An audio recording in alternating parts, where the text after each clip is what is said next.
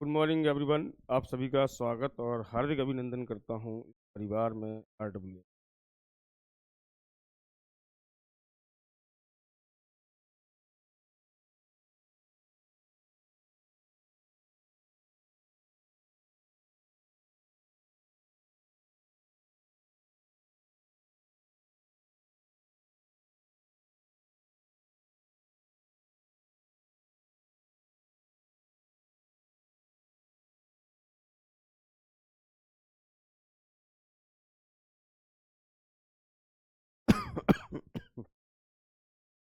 फटाफट लाइव आ जाइए जल्दी से।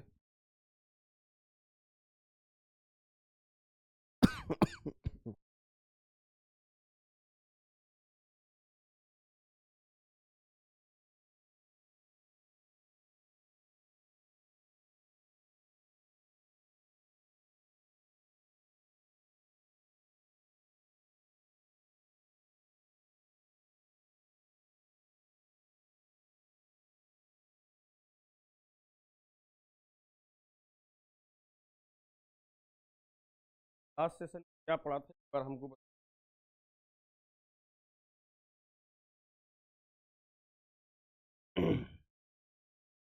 हमने कल सेल्फ इंडक्टेंस पढ़ा था। हमने कल लीकेज फ्लक्स भी कंप्लीट कर लिया है। इलेक्ट्रिकल और मैग्नेटिक सर्किट में अंतर भी कर लिया है। फ्लक्स डेंसिटी लगभग हमारी कंप्लीट है।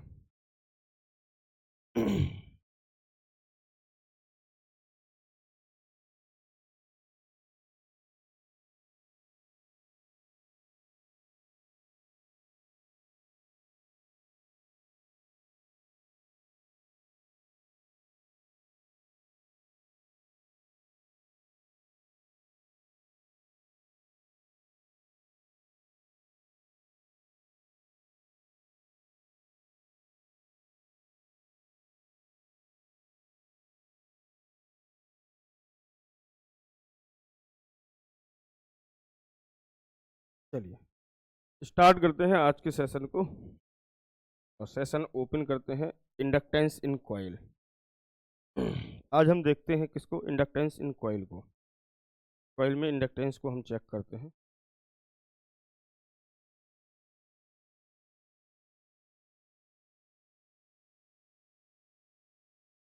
इंडक्टन इंडक्टेंस इंडक्शन लिखना, इंडक्शन इन कॉइल।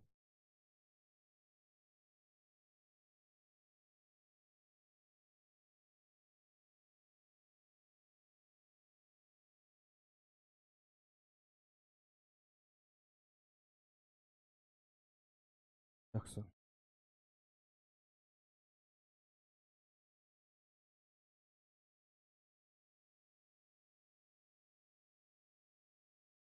अगर हम बात करते हैं आज कि कॉइल में इंडक्शन किस तरीके से होता है, किसी भी कॉइल में जो इंडक्शन जो आपके पास में हम कहते हैं ना कि प्रेरित विद्युत वाहक बल है, किसी कॉइल में किस तरीके से आएगा।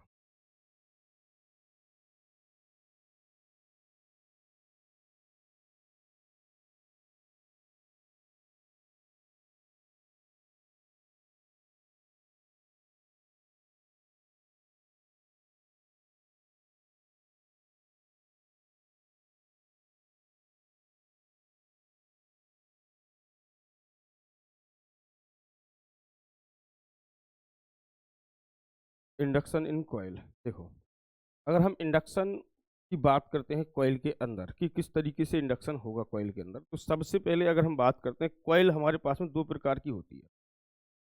अब देखो, तुमने एक कॉइल का नाम सुना होगा जिसको हम कई बार बोलते हैं एयर कोर। तो जरा ध्यान से सुनिएगा, अगर हम कॉइल की बात कर रहा हूं तो सबसे पहले ये आप अपने दिमाग में बिठा लो कि जब भी मैं कॉइल की बात करूंगा तो कॉइल दो प्रकार की होती है। अब यहाँ पर कंफ्यूजन होता है कि एयर कोर, ठीक एयर कोर का इस्तेमाल करते हैं। तो देखो, अगर हम कॉइल की बात करते हैं तो कॉइल मैंने आपसे कहा कि दो प्रकार की है। एक तो है एयर कोर और एक है आपके पास में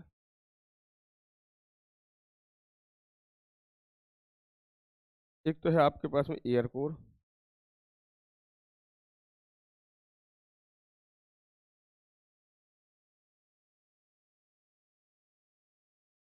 एयर कोर और एक होती है आयरन कोर।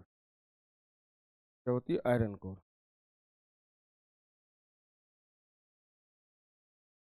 एक होती है आयरन कोर, एक होती है एयर कोर और एक होती है आयरन कोर।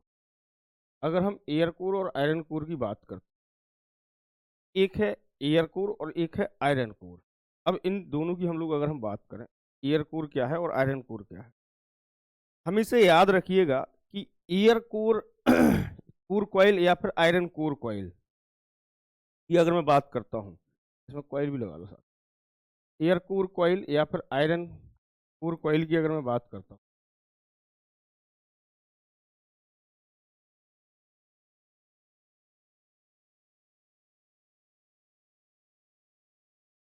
देखो अगर हम इन दोनों कॉइल की, तो आपके पास में एयर कोर का जो मीडियम होता है, जो माध्यम होता है, वो माध्यम हमेशा क्या होगा, वायु होगा। और आपके पास में आयरन कोर का माध्यम आयरन होगा। मैं दोनों को अभी बना के दिखाऊंगा। अगर हम यहाँ पर मीडियम की बात करते हैं कि यहाँ पर मीडियम क्या है, medium, air as a medium लिख लीजिएगा, air as a medium, air as a, air as a medium, air as a medium, air as a medium इसमें होगा iron as a medium, iron as a medium, iron as a medium, iron as a medium. अगर हम बात करते हैं क्या होगा, iron as a medium होगा। अगर हम बात करें यहाँ पर एयर एज अ मीडियम, यानी कि आपके पास में वायु कैसा होगा, वायु आपके पास में माध्यम के जैसे होगा, वायु माध्यम के जैसे होगा,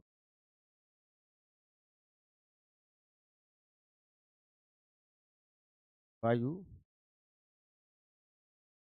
माध्यम,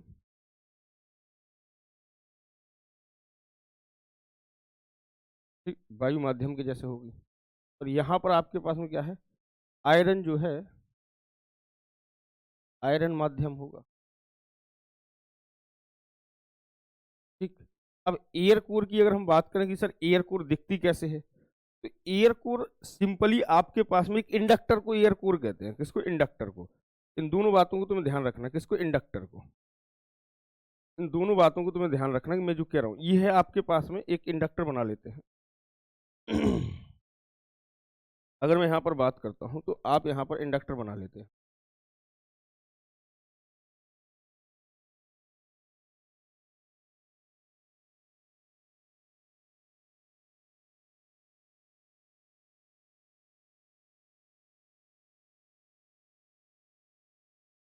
अगर हम बात करें यहाँ पर,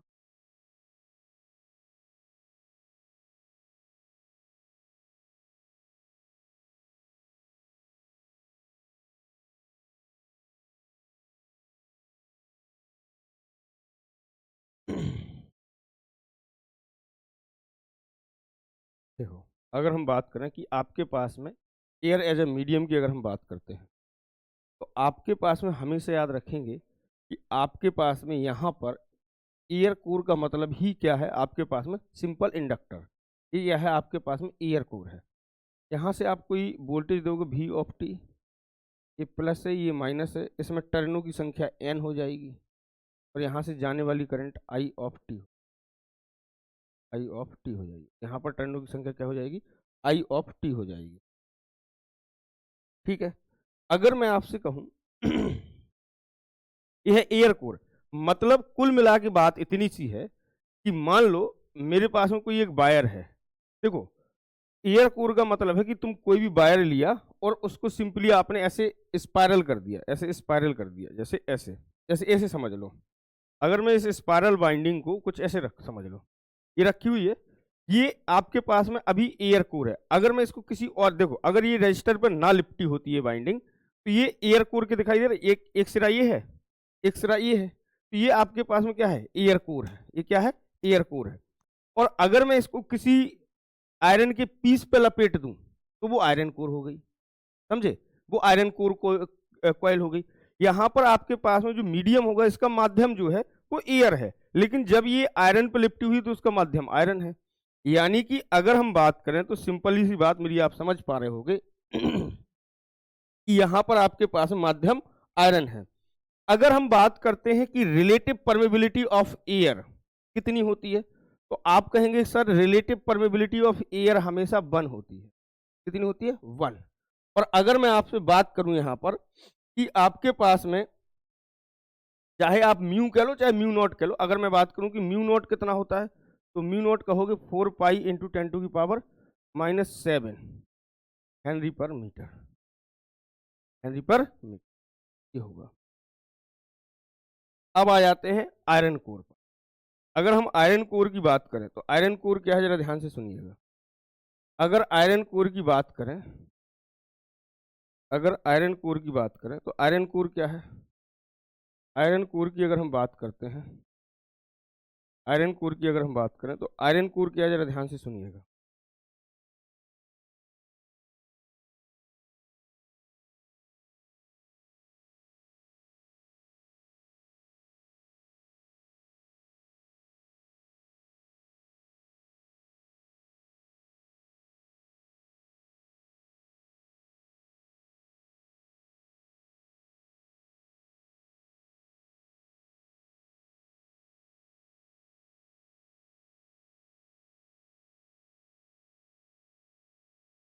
समझे? मैंने यहाँ पर कोई एक टुकड़ा लिया आयरन का, उसके ऊपर मैंने रैपिंग किया, फिर उसके ऊपर मैंने बाइंडिंग बनाई, तो आपके पास में ये आपके पास में क्या है यहाँ पर मैंने मान लिया कि इसका इंडक्टेंस L है, और आपके पास में यहाँ से वोल्टेज VT है, और यहाँ का वोल्टेज I ऑफ T है, और आपके पास में यहाँ का वोल्टेज I ऑफ T है। और अगर मैं आपसे कहूँ कि इसमें टर्नों की संख्या आपने n रखी है, कितनी रखी है? n रखी है। टर्नों की संख्या कितनी रखी है? n रखी है। टर्नों की संख्या n रखी है। टर्नों की संख्या n रखी है। अब मुझे एक बात बताओ, अगर टर्नों की संख्या आपने n रखी है, ये L है आपके पास में, अब अगर कोई आपसे पूछे कि माध्यम है, यहाँ पर माध्यम तो म्यू आर था, तो माध्यम आपके पास में एयर था, तो म्यू आर का मान 1 हो गया। मुझे एक बात बताओ, क्या इसका मान 1 हो जाएगा? अब रिलेटिव परमेबिलिटी 1 नहीं होती है, एयर की रिलेटिव सॉरी आपके पास में आयरन की परमेबिलिटी 1 से ज्यादा होती है ना, 1 से ज्यादा होती है। अब अगर मैं बात करूं कि आपके पास में, अगर हम बात करें इसमें 1 से ज्यादा होगी, और अगर मैं आपसे पूछूं कि आपके पास में, इस तरीके से आप लिख सकते हो उसको कि आपके पास में जो म्यू आर, आपके पास में जो, इस तरीके से लिख लो इसको, म्यू नॉट तो इतना ही होगा, म्यू नॉट जो होगा वो आपके पास में क्या होगा, 4 पाई इंटू 10⁻⁻7। इसकी समथिंग एक वैल्यू तो नहीं होगी, 1 से ज्यादा वैल्यू होगी, ठीक, 1 से ज्यादा वैल्यू होगी। यानी कि आपके पास में यहां पर आप देख पा रहे होंगे कि ये है एयर कोर और ये है आयरन कोर, दोनों दोनों कोरों में आपने अंतर समझा? बोलो।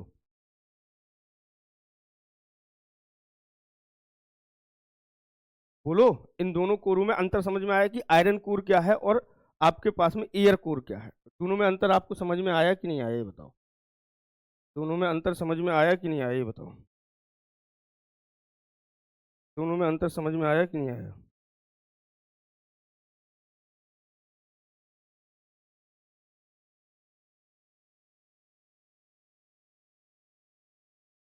दोनों में अंतर समझ में आया कि नहीं आया? दोनों में अंतर अरे बोलोगे यार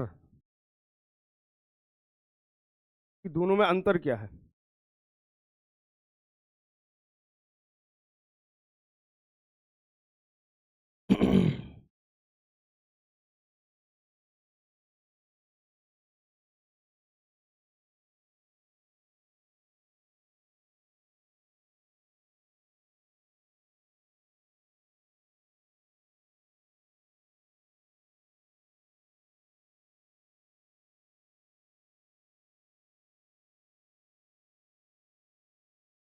आ गया?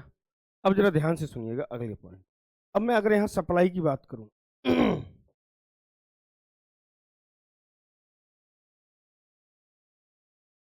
सप्लाई की बात करूं तो हमारे पास में 2 प्रकार की सप्लाई होती है, एक है AC और एक है DC। सप्लाई की अगर हम बात करते हैं तो आपके पास में एक है AC और एक है DC।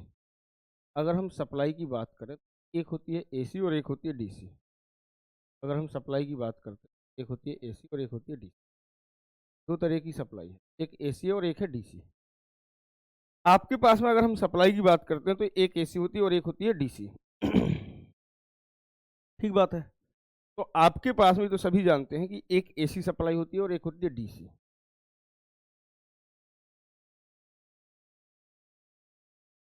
और एक होती है डीसी सप्लाई।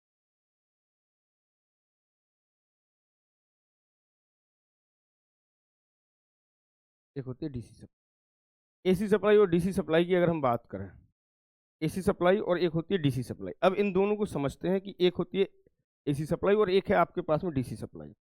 तो ये आपको कैसे देखने को मिलेंगे, जरा ध्यान से देखो।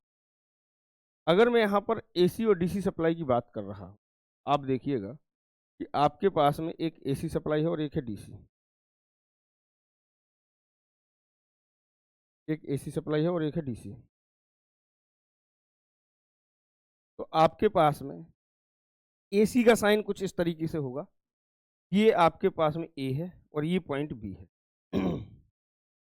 ये रिप्रेजेंट कर रही है एसी सप्लाई को, ये रिप्रेजेंट कर रही है एसी सप्लाई को।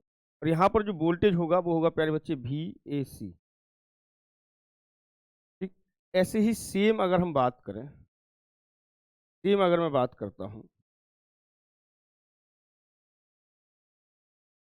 अगर हम बात करते हैं तो ये है ए, ये है बी, ये है प्लस और ये है माइनस। ये है आपके पास में प्लस और ये है माइनस।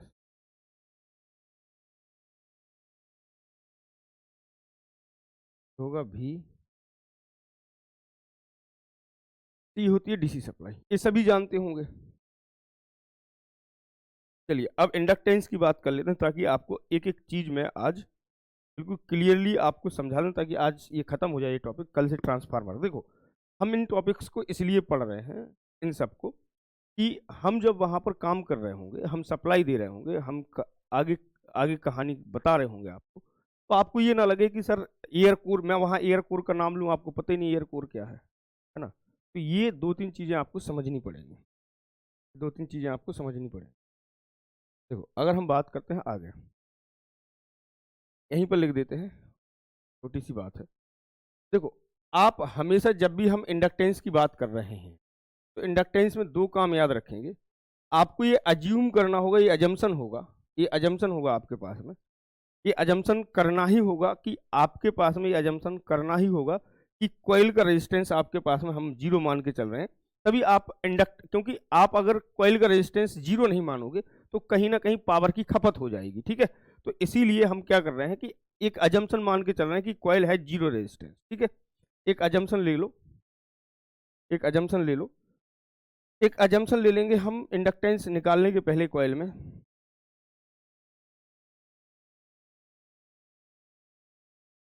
अजम्पशन ले लेंगे, अगर हम अजम्पशन लें,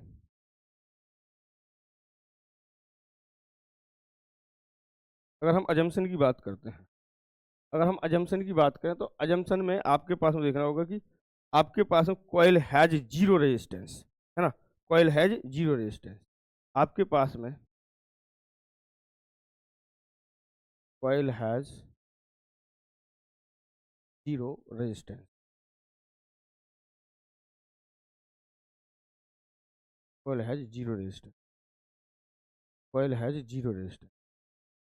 कॉइल का रेजिस्टेंस क्या मानना पड़ेगा आपको, जीरो। ये अजम्पशन है मेरा। कैसे, जैसे मान लो अगर कोई कॉइल है तो कॉइल हमेशा आर और एल से मिलकर बनी होती है।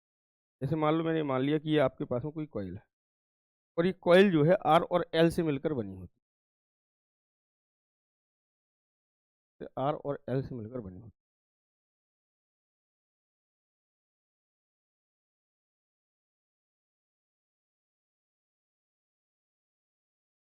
आपके पास में जो कॉइल है, ये कॉइल आर प्लस एल से मिलकर बनी होगी, आर प्लस एल से मिलकर। ये जो कॉइल है वो किससे मिलकर बनी होगी, आर प्लस एल से मिलकर बनी होगी। तो आपके पास में अगर हम बात करें यहाँ पर आर प्लस एल से मिलकर बनी होगी, तो मुझे एक बात बताओ, अगर ये आर प्लस एल से मिलकर बनी होगी, तो आपके पास में, मैंने कहा कि आप यहाँ अज्यूम करो कि रेजिस्टेंस कैसा है, जी, ताकि पावर का जो डेसिपेशन ना हो, मतलब हम उसमें पावर का डेसिपेशन, क्योंकि फिर वोल्टेज ड्रॉप हो जाएगा आपके पास में। ये मैंने पहले से मान लिया कि कॉइल हैज जीरो रेजिस्टेंस। अब एयर कोर पर हम अप्लाई करते हैं सारी चीजें और आगे बढ़ते हैं। देखो हम एयर कोर कब इस्तेमाल करते हैं, जब देखो आपके पास में आयरन कोर जो है एक समय ऐसा आएगा कि ये सैचुरेट हो जाएगी, ये सैचुरेशन में चली जाए, लेकिन ये सैचुरेट नहीं हो, क्योंकि एयर कोर है, क्या कहाँ सैचुरेट कराओगे आप, ये सैचुरेट होती ही नहीं है।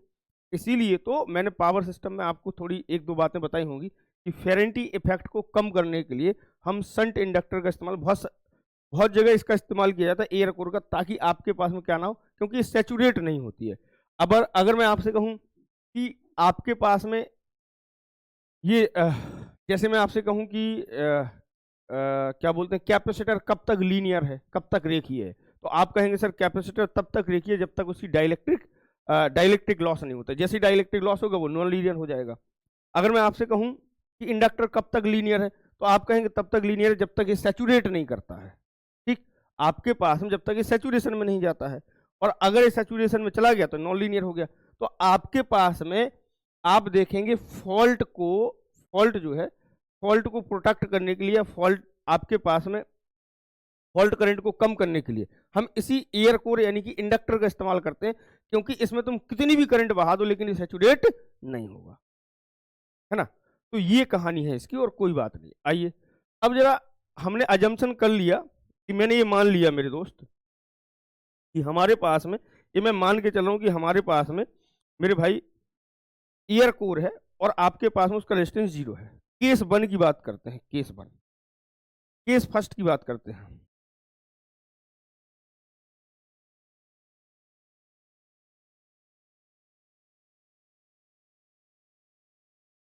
केस फर्स्ट की बात करते हैं।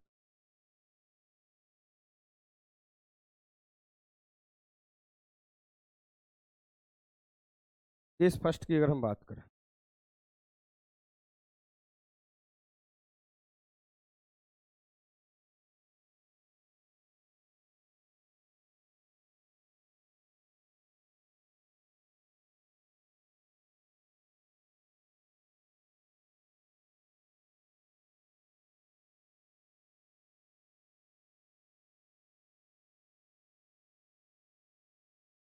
अगर हम केस फर्स्ट की बात करते हैं तो केस फर्स्ट में हम देखते हैं, देखो अब एग्जैक्ट आपको ट्रांसफार्मर कैसे काम करता है, सैचुरेशन क्या होता है। सैचुरेशन नहीं होता तुम कितनी भी करंट बढ़ा दो, सैचुरेशन जैसे सैचुरेशन क्या, जैसे अगर मैं तुमसे कह दूं मैं तुमको 10 घंटे लगातार पढ़ा रहा हूँ, पहले तो मैं तुम्हारे ऊपर एग्जाम्पल दे देता हूँ कि जैसे मैं तुम्हें 10 घंटे लगातार पढ़ा रहा हूँ और मैं तुम्हें लगातार 10 घंटे पढ़ा रहा हूँ 10 घंटे, और एक समय ऐसा आएगा कि तुम्हारे ऊपर से जाएगी पूरी कहानी, तुम्हें कुछ समझ में नहीं आएगा, तो वो हो गया आपका सैचुरेशन, कि मैं कितना भी अच्छा पढ़ा दूं, कितना भी अच्छा समझा दूं, लेकिन आपको समझ में नहीं आ रहा, यानी कि आप अपने सैचुरेशन लेवल में चले गए। ऐसे ही आपके पास में यहाँ पर ये कोर होती है कि तुम यहाँ पर कितनी भी करंट बढ़ाओ, कितनी भी करंट बढ़ाओ, इसकी एक लिमिट है कि कहाँ तक ये मैग्नेटाइज हो सकती है, कहाँ तक ये आपके पास में चुंबकत्व हो सकती है, कहाँ तक ये मैग्नेटाइज हो सकती है। आप कितनी भी करंट इसकी बढ़ा दो ये मैग्नेटाइज, फिर उसके बाद में ये मैग्नेटाइज होगी ही नहीं, फिर उसके बाद में ये आपके पास में कांस्टेंट हो जाएगी, उसको बोलते हैं सैचुरेशन, समझे। तो केस 1 की बात करते हैं पहले बच्चे, चलिए। AC supply across a single coil with air core. Case 1 में मैंने कहा कि AC supply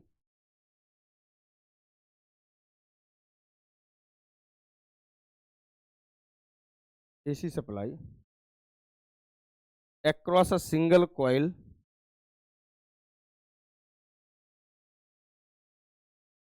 single coil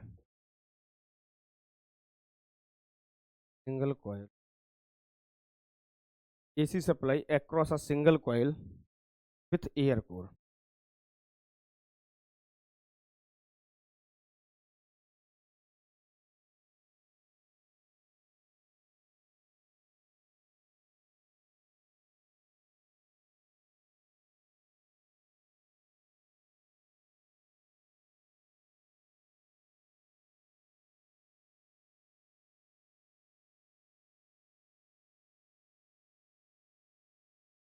AC supply across a single coil with air core.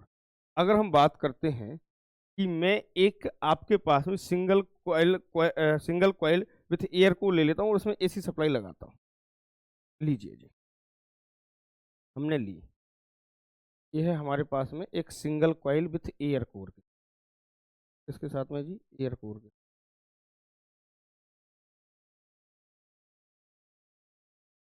इसके साथ में है एयर कोर के।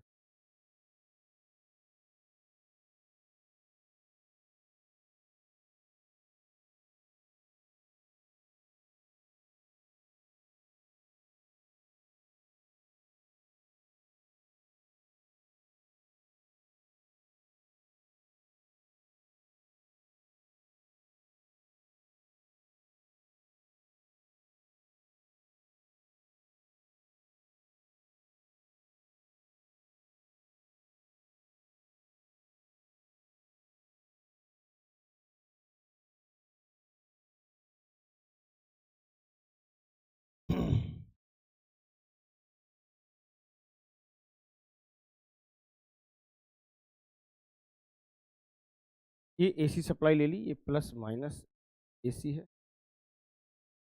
और ये आपके पास में एल है, ये आपके पास में एल है, लेकिन आप यहाँ पर टर्नों की संख्या एन, यहाँ से कोई करंट जा रही है जिसका नाम है आई ऑफ टी, यहाँ पर कोई एक करंट जा रही है, इसकी आपके पास में क्या है, आई ऑफ टी। ठीक, अब आते हैं, अब जरा पूरी बात ध्यान से सुनना मेरी, क्योंकि यहाँ पर ये क्लियर हो जाएगा आपका कि किस तरीके से ट्रांसफार्मर काम करता है।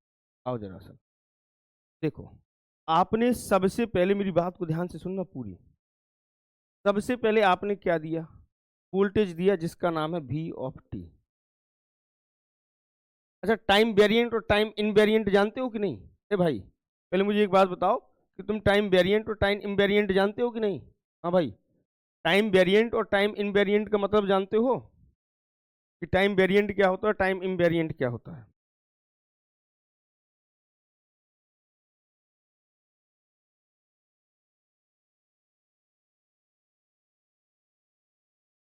बोलो जल्दी से।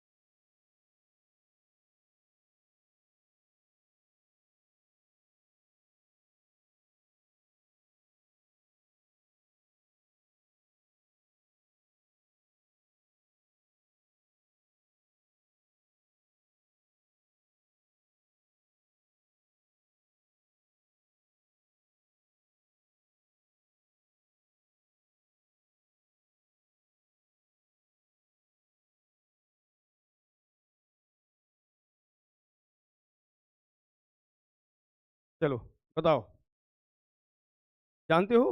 अच्छा, अगर हम बात करें कि आपके पास में AC supply across a single coil with air core है, मैं ये कह रहा हूं कि आप सबसे पहले इसमें क्या किया, देखो जो समय के साथ वेरी करता है उसको बोलते हैं टाइम वेरिएंट, और जो समय के साथ वेरी नहीं करता वो उसको बोलते हैं टाइम इनवेरिएंट।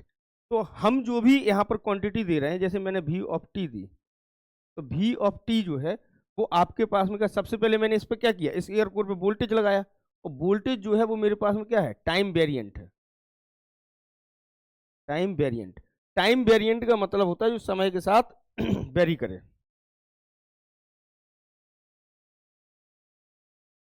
जो समय के साथ वेरी करे।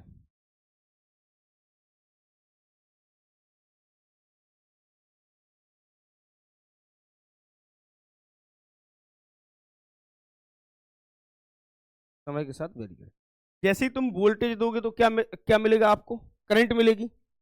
आपके पास में वोल्टेज के कारण क्या आएगी, आपकी कॉइल के अंदर वोल्टेज के कारण क्या आएगी, आपकी कॉइल के अंदर वोल्टेज के कारण एक करंट आएगी, उस करंट का नाम क्या है, आई ऑफ टी। और वो करंट कितनी है, तो आप कहेंगे sir I M sine omega T, I M sine omega t.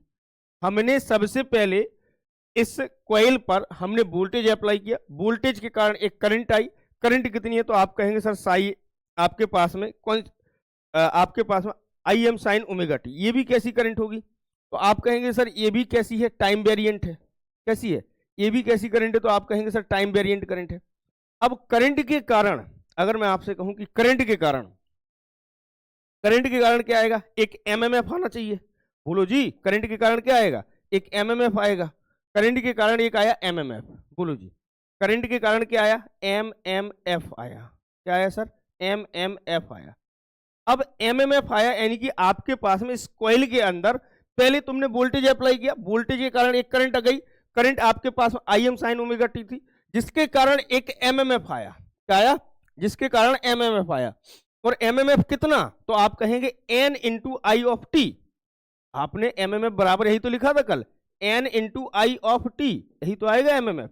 इतना ही तो आएगा आपके पास में। कितना आएगा? एमएमएफ बराबर N into I of T आएगा। और आईटी की जगह मैं क्या लिख सकता हूं? आईटी की जगह मैं क्या लिख सकता हूं?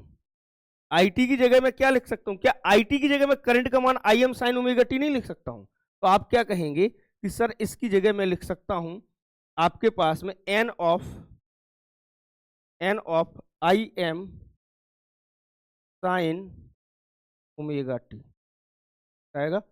N of I M sine omega T, I M sine omega T आएगा। I M sine omega T लिख सकते हो कि नहीं लिख सकते हो? बोलो भाई।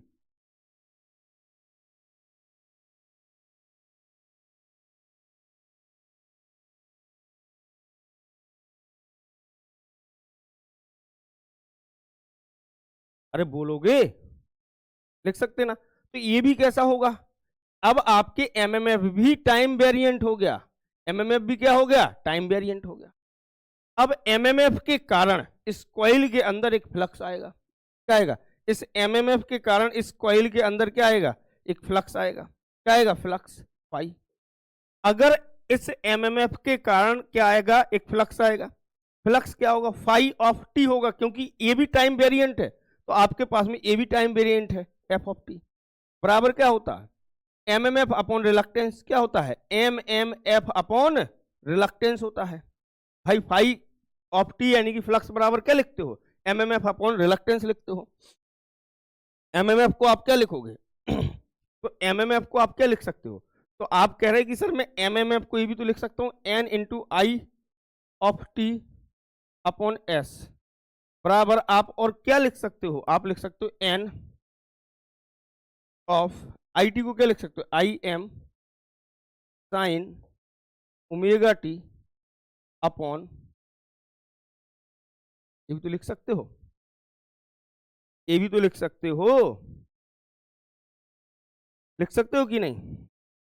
लिख सकते हो कि नहीं लिख सकते हो? इतना अगर मैं कहूं आपसे, अगर मैं आपसे कहूं कि प्यारे बच्चे आपके पास में, यदि मैं ये मान लूं, यदि ये मान लूं, मान क्या लूं, ऐसा होता है आपके पास में जो एन आई, मुझे एक बात बताओ, अगर मैं ऐसा मान लूं कि आपके पास में N I M upon S किसके बराबर है?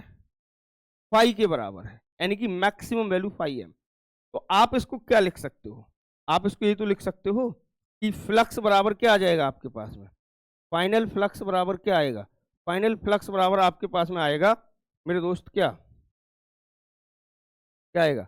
फाई एम साइन ओमेगा, यानी कि आपके पास में उस कॉइल के अंदर इतना फ्लक्स प्रोड्यूस होगा।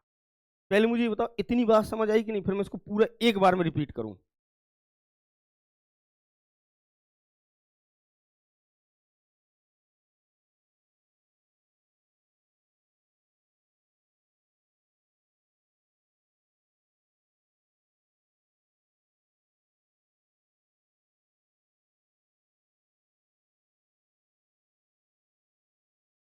बोलो,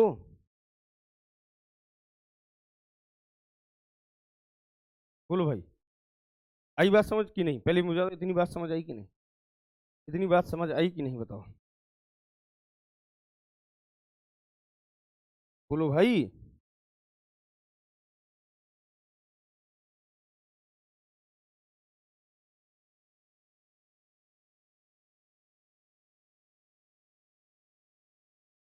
अरे बोलते क्यों नहीं, देखो यहाँ भी ऐसा हो सकता है। आप चाहो तो, आपको अगर लग रहा है कि सर ने यहाँ पर नहीं लिखा, तो आप चाहो तो ये n इंटू आई एम जो लिखा है, ये मैक्सिमम आपके पास में क्या है, देखो ये आपके पास में यहाँ से ताकि इसको यहाँ दे दो,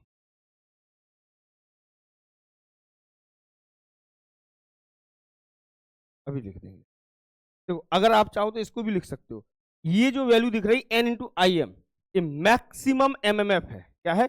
मैक्सिमम एमएमएफ है।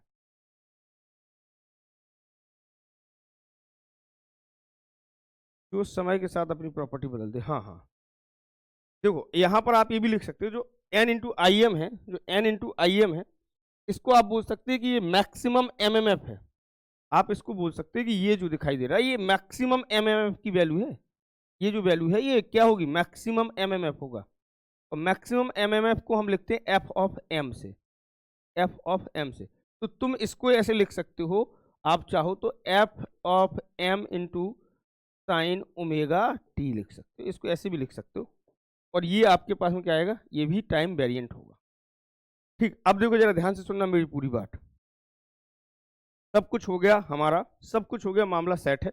बस अब हमको इसको एक बार रिपीट करना है। देखो रिपीट कैसे करोगे, ध्यान से सुनना मेरी बात को। अपने कान यहाँ और दिमाग यहाँ रखो खोल के, कान दिमाग दोनों यहाँ रखो खोल के। कान दिमाग दोनों यहाँ मेरे सामने होने चाहिए, यहाँ बोर्ड के ऊपर। ध्यान रखना, क्योंकि मैं बोल रहा हूँ तो ये एक ही बार में या तो समझ में आएगा, और जो नहीं सुनेगा वो एक भी बार में समझ में नहीं है। क्योंकि यहाँ अगर तुम इसको पकड़ लोगे ना, इस पूरे कहानी को, तुम पूरे ट्रांसफार्मर को उंगलियों पर नचाओगे, तुम्हारे सामने नाचेगा ट्रांसफार्मर, तुम देखना।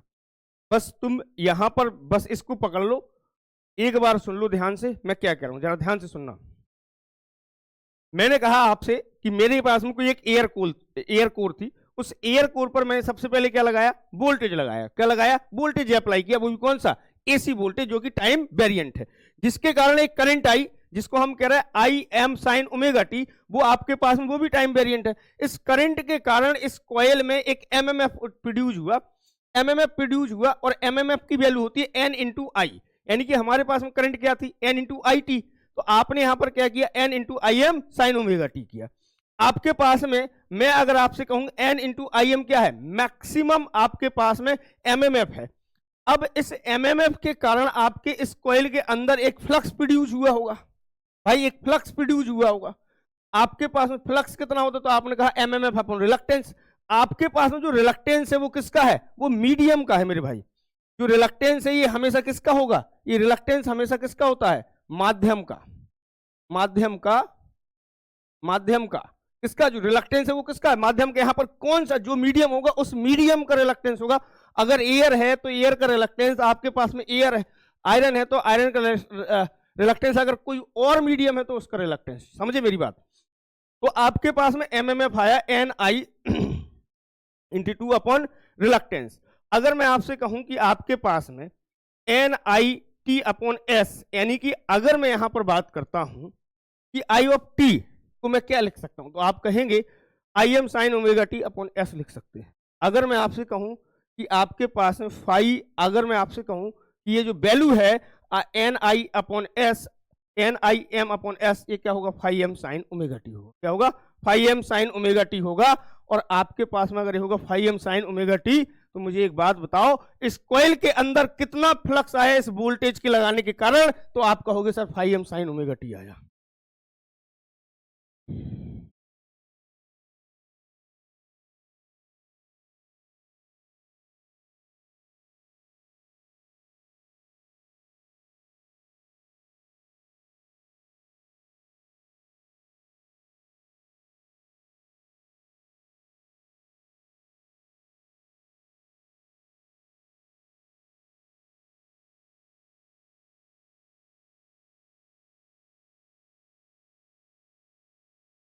बोलो, आई बात समझ?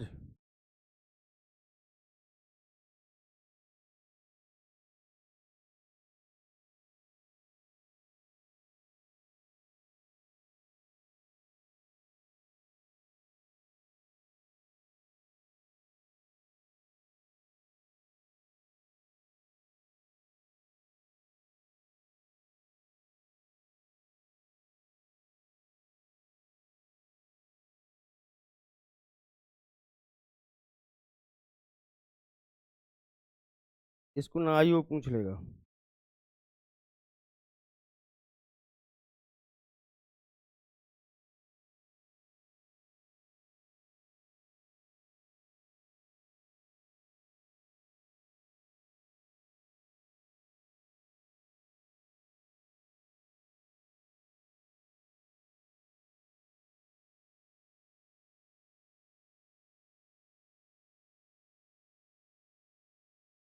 बोलो, जिसको ना आया वो पूछ लेगा।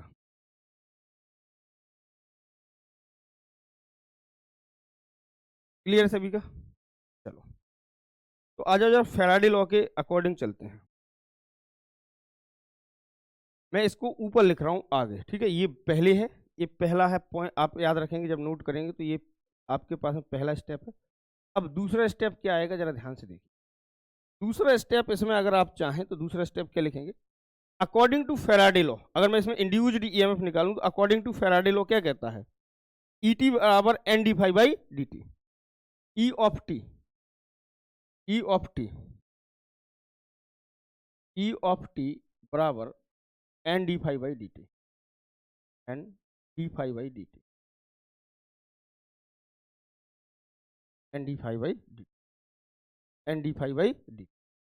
अगर मैं आपसे कहूं ई ऑफ टी बराबर आपके पास में एन डी फाई कितना है? D T. आप कहेंगे सर फाई जो है वो हमारे पास में क्या है? Phi M sine omega. तो कहोगे क्या है? Phi M sine omega T हो।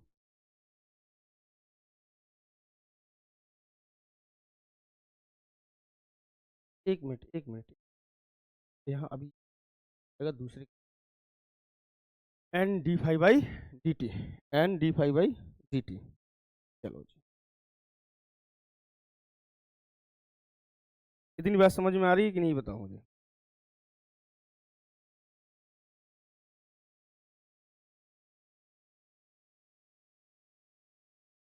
इतनी बात समझ आ रही है? अब देखो, मैं फाई की जगह क्या लिख सकता हूँ? क्या मैं फाई की जगह इसको लिख सकता हूँ? क्या मैं इसको ऐसे लिख सकता हूँ? ई ऑफ टी बराबर क्या मैं N D upon D T, और मैं इसको क्या लिख सकता हूँ? N of I T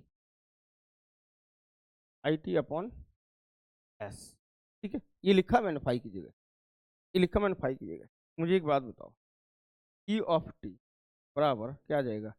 N square upon S E I of T upon upon D T.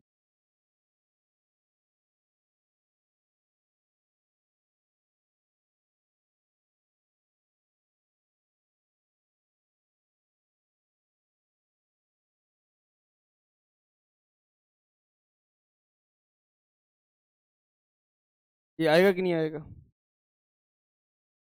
ये आएगा कि नहीं आएगा? लास्ट सेशन में अगर तुम्हें पता हो कि एन स्क्वेयर अपॉन एस, तो मैंने क्या लिखा था? एल। ठीक, ये जो होता है ये वैल्यू होती है किसकी? एल की। ये जो वैल्यू होती है वो किसकी होती है? एल की। ये जो वैल्यू होती है वो किसकी होती है? एल की। ये वैल्यू होती है एल की। ई ऑफ टी बराबर L D I by D T. ठीक, ये होगी वैल्यू किसकी? एल की। ये किसकी वैल्यू होगी? तो आप कहेंगे एल की वैल्यू होगी। ये किसकी वैल्यू होगी? तो आप कहेंगे सर एल की वैल्यू। किसकी वैल्यू होगी? तो आप कहेंगे सर एल की वैल्यू। किसकी वैल्यू होगी? एल की। तो ये आ गया आपके पास में क्या? Self inductance. क्या आ गया? एल जहां पर क्या है? Self inductance. एल क्या है? सेल्फ। इस कॉइल का सेल्फ इंडक्टेंस एल।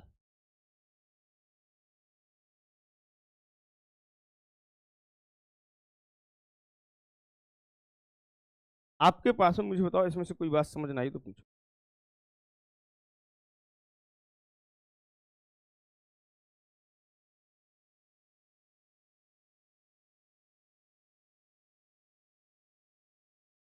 अगर तुम्हें कोई बात समझ ना आई तो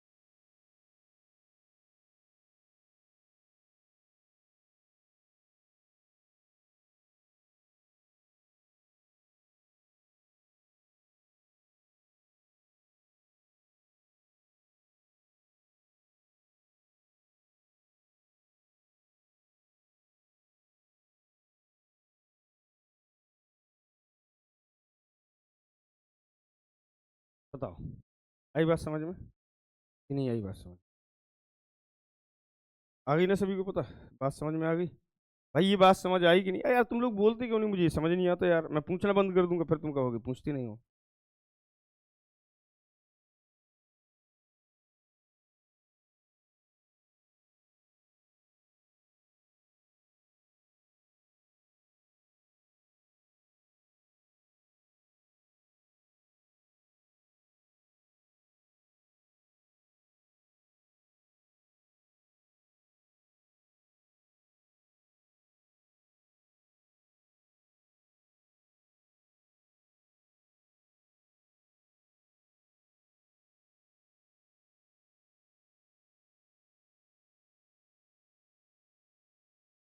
चलो, अब दूसरे केस में चलते हैं। अभी तक आपने देखो इस केस सारी सेम है, आपके पास में केवल अभी हमने पहले केस से ये देखा कि इस कॉइल के अंदर आपके पास में जो इंड्यूस्ड ईएमएफ होता है वो किसके टर्म में? सेल्फ इंडक्टेंस के टर्म में, L D I by D T upon D T, L D I upon D T. ठीक है, ये आपके पास में सेल्फ इंडक्टेंस के टर्म है। अब आगे बढ़ते हैं साइन और कॉस की, क्योंकि ये अभी आपके पास में ये भी टाइम वेरिएंट होगा। अगर आप इसमें साइन का मान रख आई का मान रख देंगे तो ये भी टाइम वेरिएंट हो जाएगा। लेकिन अभी हम लोग आगे चलते हैं सेकंड केस पर। सेकंड केस, सेकंड की बात करूंगा अगर मैं इसमें,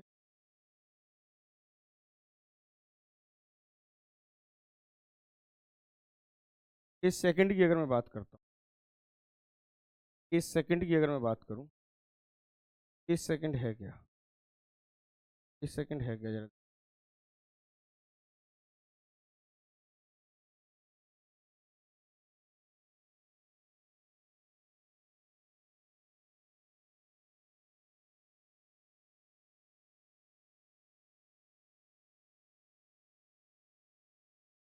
केस सेकंड है क्या?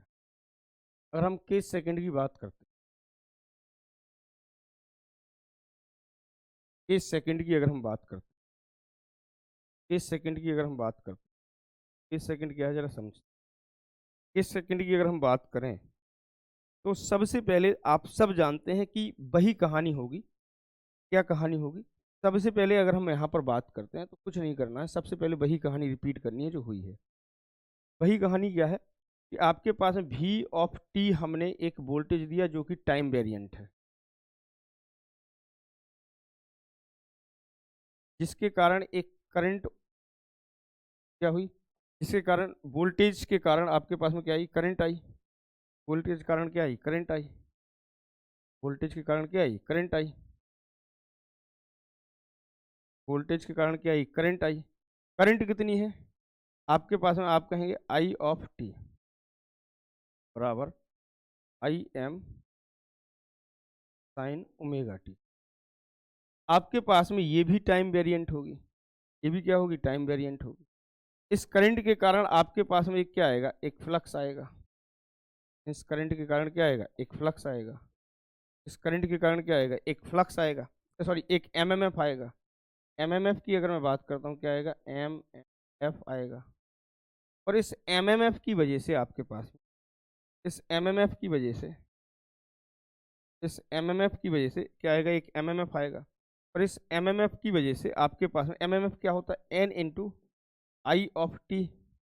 ठीक, अगर मैं आपसे कहूँ कि आई की जगह मैं क्या लिख सकता हूँ इसमें, तो आप कहेंगे एन ऑफ आई एम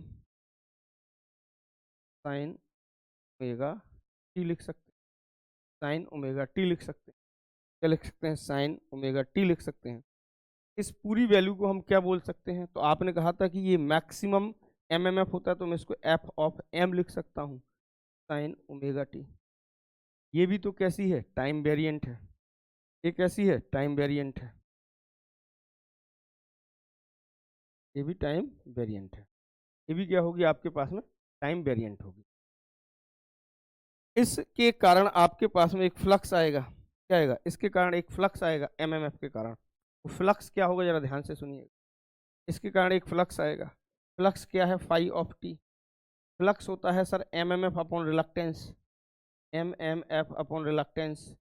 ठीक, अगर हम बात करें इसको, अगर लिखना चाहें तो हम इसको कैसे लिखेंगे? N I of T upon S. ठीक, आपके पास में इसकी जगह मैं आपसे कहूं कि मैं क्या लिख सकता हूं? N I M sine omega T upon S. अगर मैं आपसे कहूँ कि चूंकि अगर मैं ऐसा मान लूँ कि मेरे पास में पाई एम जो है वो कितना है, वो है N I M upon S. अगर मैं आपसे कहूँ कि ये कैसे होगा, तो आपके पास में ये होगा, क्या होगा, phi M sine omega T upon sine omega T, यही होगा। ठीक, आपके पास में फाई बराबर क्या आ जाएगा, फाई बराबर फाइनली आपको क्या मिल जाएगा, phi M sine omega T. इसको ऐसा लिख सकते हैं। इतना हमारी कॉइल में कहानी देखने को मिली हमें। हमारी कॉइल में ये प्रक्रिया हुई। अब हमारी कॉइल में जो प्रक्रिया हुई है, अगर मैं आपसे कहूँ यहाँ से एक इंडिविजुअल ईएमएफ, तो आप एक फार्मूला तो ये लिख सकते हो कि सर ये हुआ है। दूसरा फार्मूला अगर मैं आपसे कहूँ कि अकॉर्डिंग टू फेराडे लॉ अगर हम चलते हैं, अकॉर्डिंग टू फेराडे लॉ अगर हम चलते हैं, तो ई ऑफ टी को हम क्या लिखेंगे, ई ऑफ टी को मैं क्या लिखूंगा, ई ऑफ टी बराबर N D phi by D T, यही लिखोगे, N D phi by D T. E of T बराबर N D phi by D T. E of T बराबर क्या आएगा, N D phi by D T. क्या आएगा, N D phi by D T. अगर मैं आपसे कहूं कि आपके पास में, मैं इसको क्या लिख सकता हूं, एन फाई को, तो आपके पास में ई ऑफ टी, फाई की वैल्यू क्या है आपके पास में, एन। ठीक, अभी हमने ये वाली वैल्यू रखी थी, अब ये वाली वैल्यू रखी, तब देखते हैं रिजल्ट क्या आएगा। अभी हमने ये वाली वैल्यू रखी थी, अब ये वाली वैल्यू रखेंगे, तो एन ज्यों कहते हो, डी भी ज्यों की त्यों, डी भी ज्यों की त्यों। ये क्या आएगा, N I M sine omega T upon,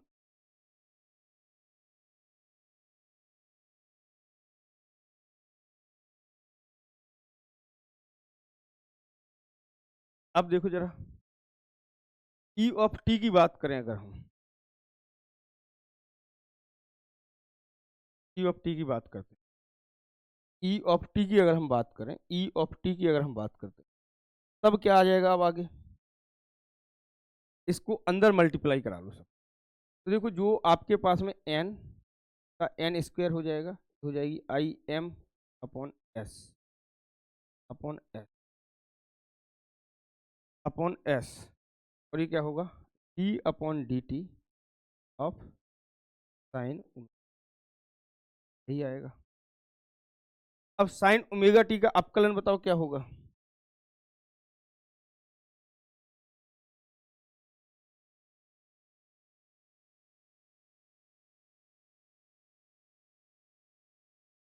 बोलो,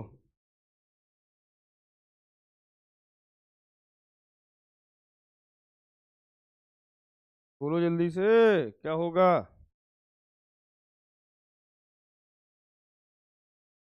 अरे बोलते क्यों नहीं हो यार, क्या होगा, इसका अपकलन करोगे कितना आएगा, अरे नालायकों, नहीं पढ़ा है डिप्लोमा में बिल्कुल भी।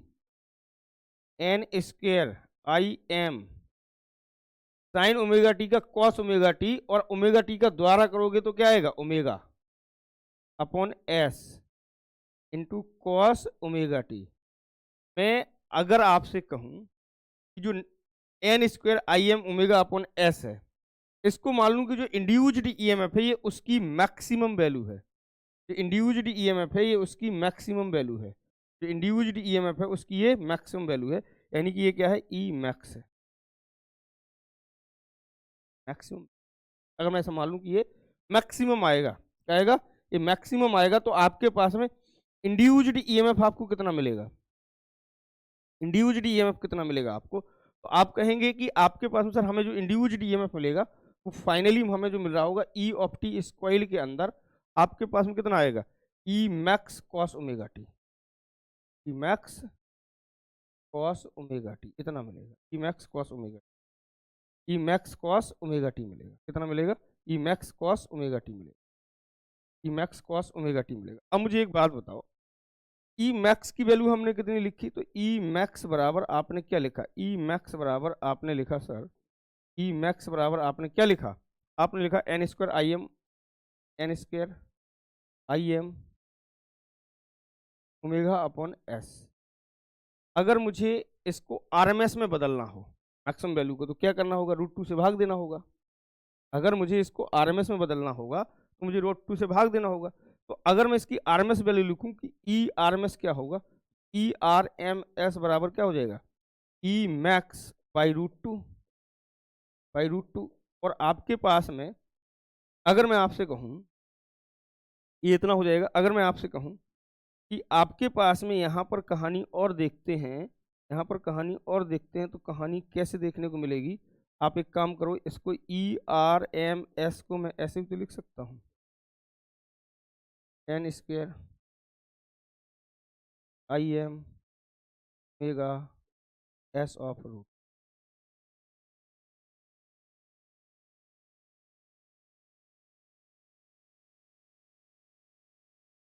ये आ गया आपके पास में, इतना इंड्यूस्ड डीएमएफ होगा कॉइल के अंदर। ठीक है,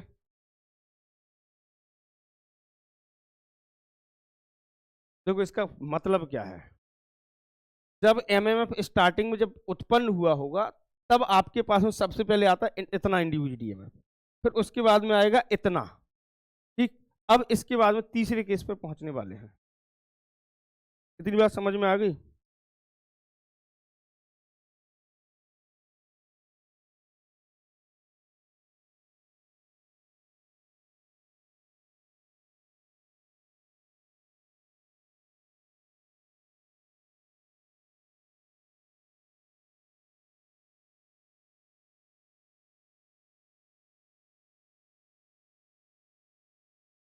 इतनी बात समझ आ गई मेरे भाई।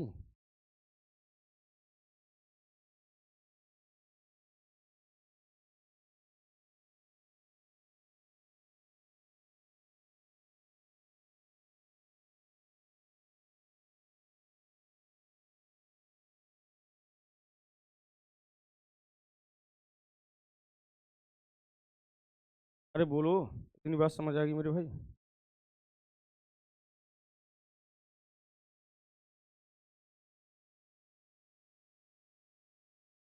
नहीं आ रही इतनी बात समझ।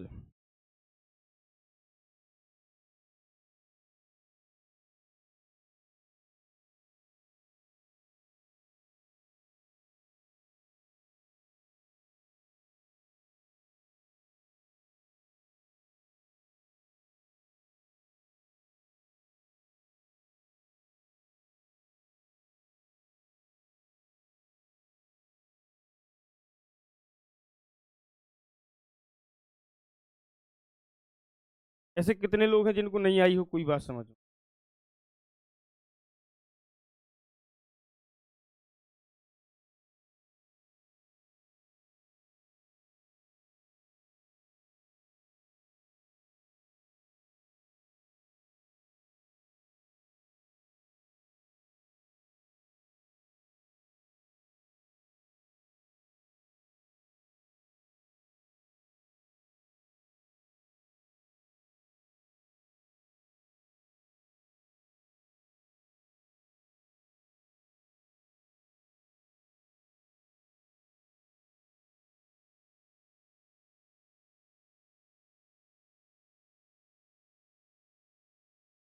बताओ यार, नहीं बताओगे।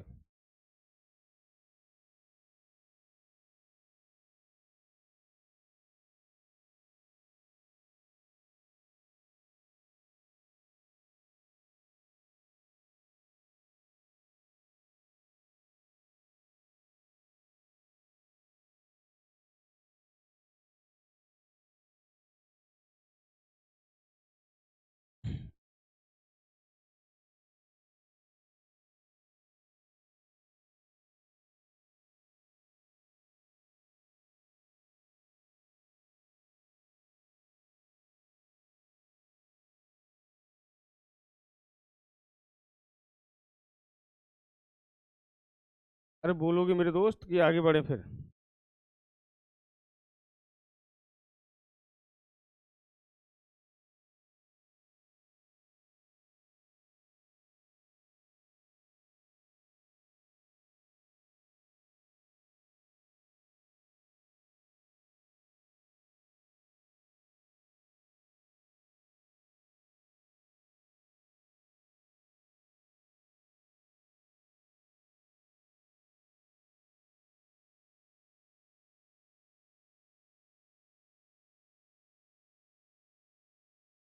मत बोलो कि भाई चलो तीसरे केस पे चलते हैं। Case number third. Case number third की अगर हम बात करते हैं, केस नंबर अगर मैं केस नंबर थर्ड की बात करूं,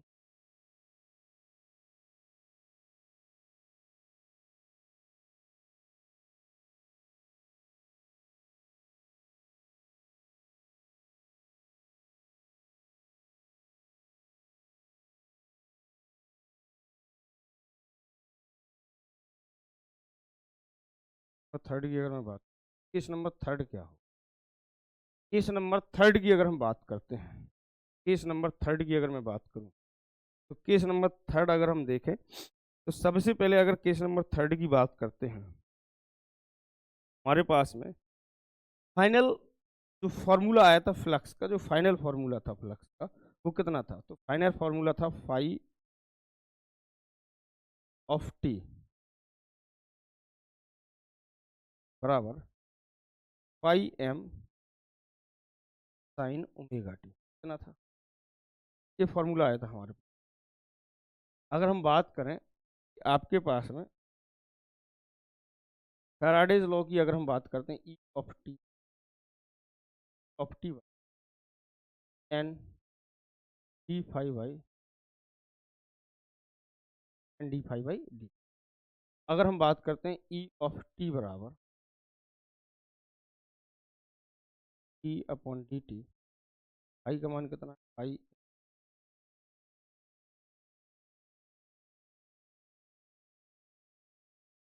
ठीक। अगर हम बात करें यहाँ से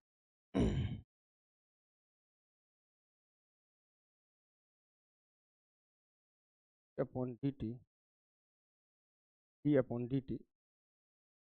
अच्छा, अब आपको क्या करना होगा, एन फाई तो आगे आ जाएगा, phi M sine omega T का फिर से तुम क्या करोगे, साइन ओमेगा टी का फिर से तुम क्या करोगे, डिफरेंशिएशन करोगे, तो क्या आएगा? Omega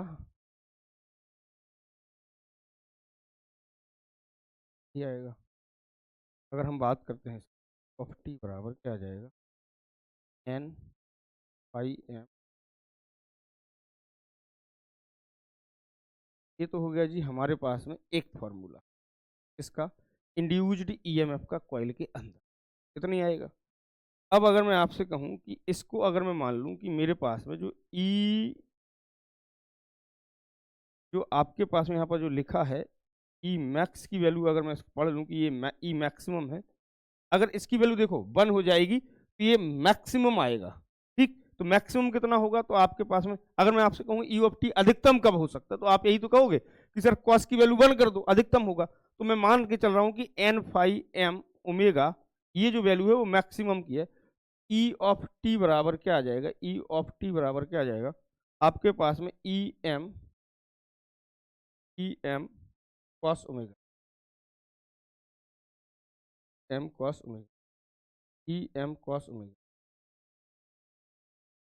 E M cos omega, E M cos omega. क्या होगा? E M cos omega.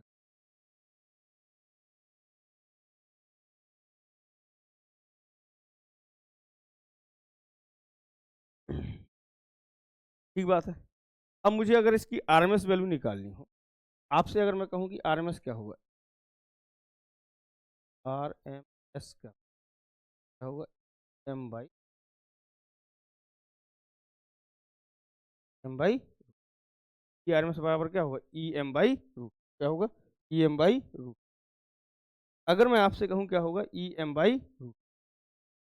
अगर मैं आपसे कहूँ कि आपके पास में ई एम की वैल्यू कितनी है, ई मैक्स की, आप कहोगे सर ई मैक्स की वैल्यू है N phi M omega by. अब अगर ध्यान से देखोगे कि आपके पास में ओमेगा की वैल्यू अगर मैं लिखता हूं 2 पाई एफ, क्या लिखता हूं? 2 पाई एफ। तो जरा ध्यान से सुनिएगा, आपके पास में ई आर एम एस बराबर क्या आ जाएगा आपके पास में, पाई एफ एन फाई एम पाई एफ अपॉन रूट। ERMS बराबर आपके पास में क्या आ जाएगा, सब काटोगे पीटोगे तो पता कितना आएगा, 4.445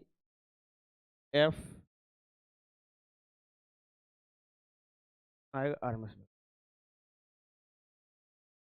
नहीं आएगी आपके पास ERMS। और एक कॉइल का इंड्यूस्ड ईएमएफ यही होता है, तो ट्रांसफार्मर भी तो इतना ही आता है। इस तरीके से ट्रांसफार्मर के अंदर प्रक्रिया होती है इंड्यूस्ड ईएमएफ की। बताओ, अगर तुम्हें कोई बात अभी भी समझ ना आई तो पूछो।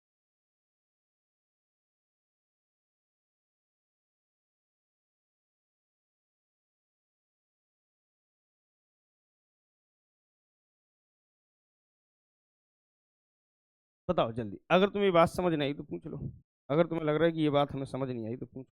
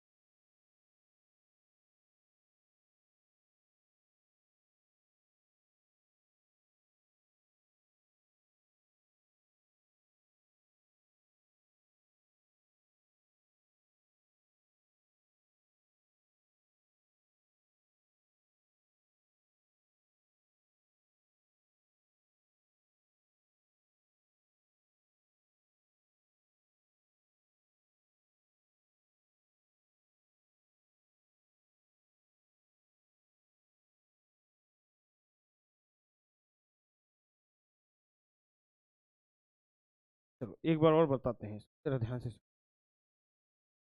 देखो, ध्यान से सुनना।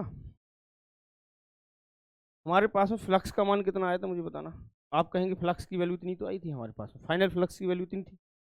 अब मुझे एक बात बताओ, मैंने यहाँ पर क्या किया, आपके पास में फैराडे लॉ के अनुसार N D phi by D T, phi की वैल्यू कितनी रख दी, phi M sine omega T, कितनी रख दी, phi M sine omega T. मुझे एक बात बताओ, मैंने यहाँ पर क्या लिख दी, phi M sine omega T. तो आप मुझे एक बात बताओ कि ई ऑफ टी बराबर N phi M sine omega T का क्या, आपके पास में देखो इसका किया तुमने अब अवकलन, ठीक है, क्या किया, अपकलन। तो आपके पास में साइन ओमेगा टी का तो हो गया कॉस ओमेगा टी, लेकिन ये क्या है ओमेगा टी, तो ओमेगा टी का द्वारा करोगे तो आपके पास में कितना आएगा, ओमेगा। तो आपके पास में ई ऑफ टी बराबर क्या आएगा, n phi omega cos omega t. हम इस वैल्यू को मैक्सिमम क्यों मान रहे हैं, इसलिए मान रहे हैं, यदि मैं आपसे कहूं कि कॉस ओमेगा टी की वैल्यू अगर कॉस ओमेगा टी बन के बराबर हो जाए, कॉस ओमेगा टी बन के बराबर हो जाए, कॉस ओमेगा टी अगर बन के बराबर हो जाए, कॉस ओमेगा टी अगर बन के बराबर हो जाए, कॉस ओमेगा टी यदि बन के बराबर हो जाए, किसके बराबर हो जाए, बन के बराबर हो जाए, तो ये वैल्यू मैक्सिमम मिलेगी आपको। तो ई ऑफ टी बराबर N phi m omega cos omega t, यानी कि अगर हम लिखें तो इसको क्या लिख सकते हैं, ई टी बराबर e M cos omega t, इतना इंड्यूस्ड ईएमएफ होगा। ये मैक्सिमम को हमें आरएमएस में बदलना होगा। आरएमएस में बदलने के लिए हम क्या करते हैं, मैक्सिमम वैल्यू में रूट टू से भाग देते हैं, रूट टू से भाग दे दिया हमने, आपके पास में मैंने रूट टू से भाग दिया तो इतना, तो आपके पास जो ओमेगा की वैल्यू होती है वो होती है 2 पाई एफ, कितना होता है 2 पाई एफ। अब तुम यहां पर इसको सॉल्व करो जरा, n phi m by root two into 2 pi of, अब यहां पर तुम फाई का मान रखोगे, सॉरी पाई का मान रखोगे 22/7 या 3.14, जब तुम सब कुछ गुणा भाग करोगे तो आपके पास में वैल्यू आएगी 4.44 phi M sine phi f, कितना, फाई एम एफ एन। आपके पास में ई आर एम एस, मतलब इतना इंड्यूस्ड ईएमएफ होगा कंडक्टर के अंदर अधिकतम, समझे, कितना होगा, इतना इंड्यूस्ड ईएमएफ होगा कंडक्टर के अंदर। आई बात समझ में कि नहीं?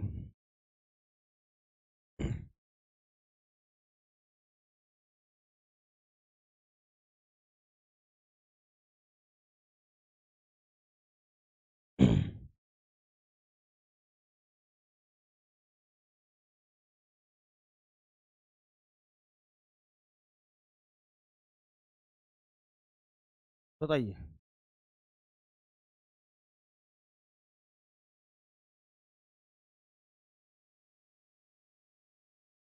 आई बात समझ?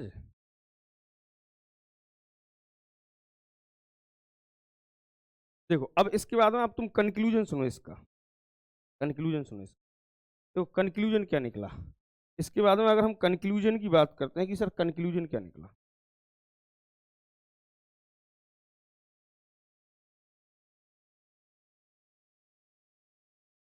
कंक्लूजन की अगर हम बात करते हैं कि सर कंक्लूजन क्या निकला, तो दो तीन चीजें यहां पर ध्यान से सुनो। कंक्लूजन आपका ये निकला कि मेरे भाई, कंक्लूजन आपका ये निकला कि, यानी कि सारांश ये निकला कि हम जो है किसी भी कॉइल के ऊपर अगर हम सबसे पहले अगर हम जो VT देंगे वो होगा AC सिग्नल। पहला पॉइंट तो हमारे पास में कंक्लूजन में ही निकला। पहला पॉइंट कंक्लूजन में क्या निकला कि जो आपके पास में V क्या होगा, एक AC सिग्नल।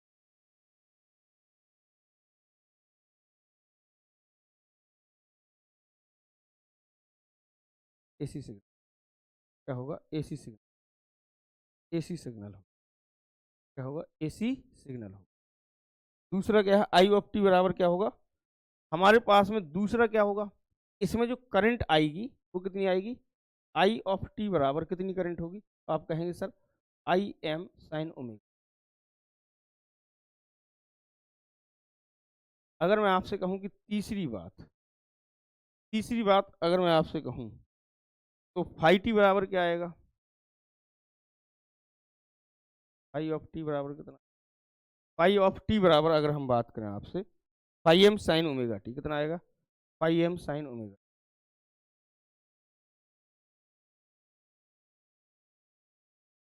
फाई कितना आएगा, phi M sine omega t. E कितना आ जाएगा, लास्ट में जो आएगा आपके पास में E क्या था, तो आप कहेंगे सर EM कॉस ओमेगा। अब मुझे एक बात बताओ, यही तो निकला फाइनल कंक्लूजन, तो यही आया कि हमारे पास में हमने VT एक ही सिग्नल दिया, करंट उसमें इतनी आई, फ्लक्स इतना उत्पन्न हुआ, इंड्यूस्ड EMF इतना आया। यही तो आया हमारे पास में कंक्लूजन। अब कंक्लूजन से कुछ चीजें समझो जरा। दो सिग्नल दे रखे हैं आपके पास में करंट और फ्लक्स के, बताओ इनमें कुछ अंतर दिख रहा, दोनों सेम शकल के हैं, आपके पास में दोनों पॉजिटिव हैं, तो मुझे बताओ इसमें आपके पास में कितना फेज डिफरेंस है।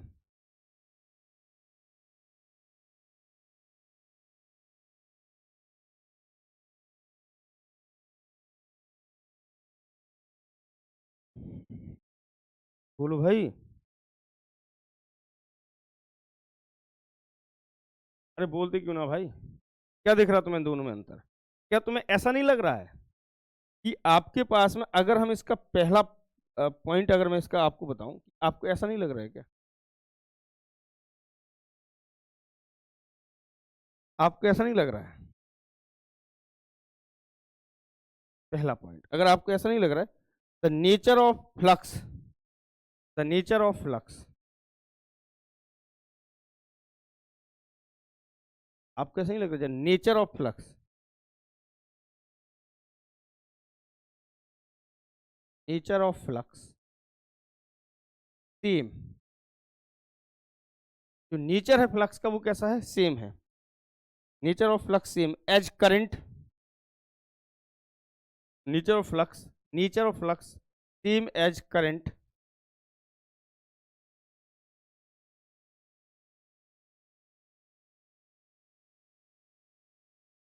करंट, ठीक, nature of flux same as current, and both in same phase.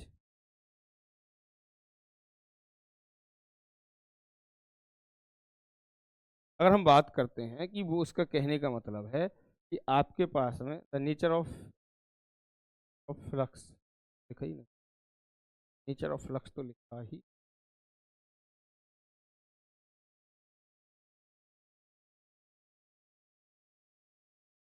यहाँ पर समझते हैं। उसका कहने का मतलब है आपके पास में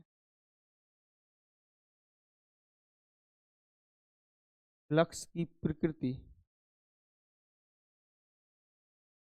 फ्लक्स की प्रकृति धारा के समान होती है।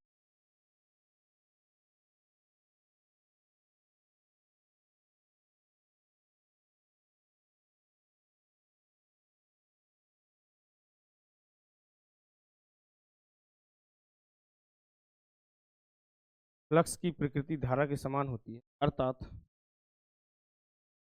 और और दोनों और दोनों समान फेज में होते हैं।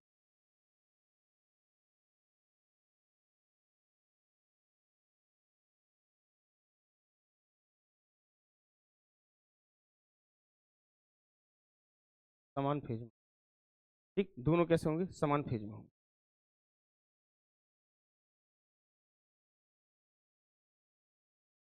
अब जरा देखो, अगर मैं आपसे कहूं, दूसरे पॉइंट की बात कहूं कि आपके पास में जो इंड्यूस्ड ईएमएफ है, क्या है? जो इंड्यूस्ड ईएमएफ है वो आपके पास में करंट और फ्लक्स से क्या कर रहा है? लैग कर रहा है, लीड कर रहा है? बताना जरा आपके पास में, बताओ जरा। असल मुझे ये इस जवाब दो कि आपके पास में, मुझे तो ये बता दो कि तुम, आपके पास में जो इंड्यूस्ड ईएमएफ है वो फ्लक्स या करंट से लैग कर रहा है या लीड कर रहा?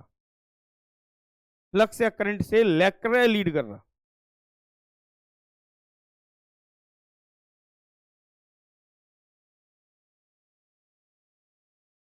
बताओगे मेरे भाई? अरे नालायक में सुन रहे हो कि नहीं? मैं पूछ रहा हूं क्या कर रहा है, कौन लैग करेगा कौन लीड करेगा, और कितने डिग्री लैग करेगा कितने डिग्री लीड करेगा? बताओ जल्दी।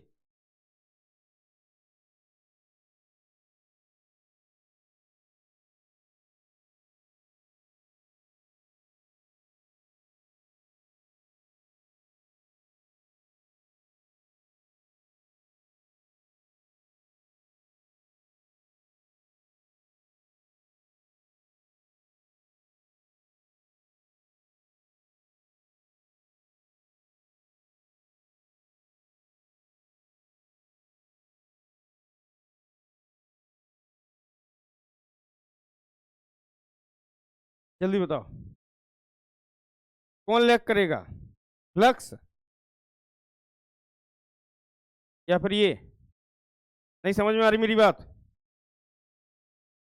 मैं क्या पूछ रहा हूं तुम्हें समझ में नहीं आ रहा है भाई?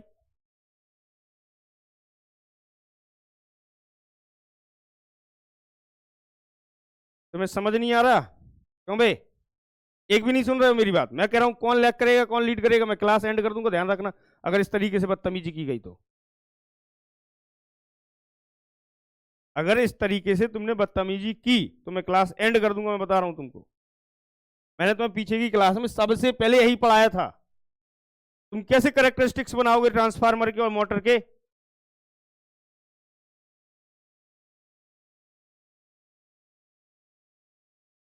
ईटी क्या करेगा? लैग करेगा। अच्छा जी,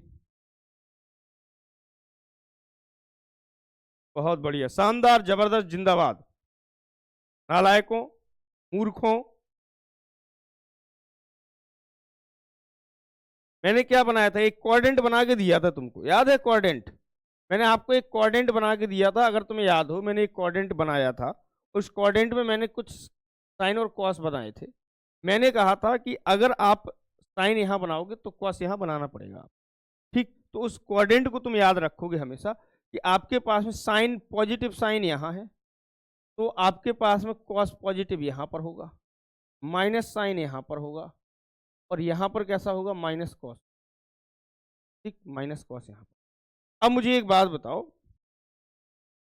मुझे एक बात बताओ, आपके पास में अगर मैं आई ऑफ टी या फिर फाइव ऑफ टी खींचूं तो कहां है? तो आपके पास में, आपने कहा सर पॉजिटिव, आपके पास में कहां है? तो आप कहेंगे कि सर ये कैसा है? साइन है, और कैसा? पॉजिटिव साइन है। तो मुझे एक बात बताओ, ये कहां बनेगा? तो आप यही तो कहोगे सर यहां बनेगा। कहां बनेगा? आप क्या कहोगे? आप यही तो कहोगे मेरे दोस्त कि सर ये यहां बनेगा। कहां बनेगा? आप यही तो कहोगे कि सर ये यहां बनेगा। आई ऑफ टी यहां ही तो बनेगा। यही तो बनेगा, यही फाई होगा। अब मुझे एक बात बताओ, ये क्या है? कॉस है।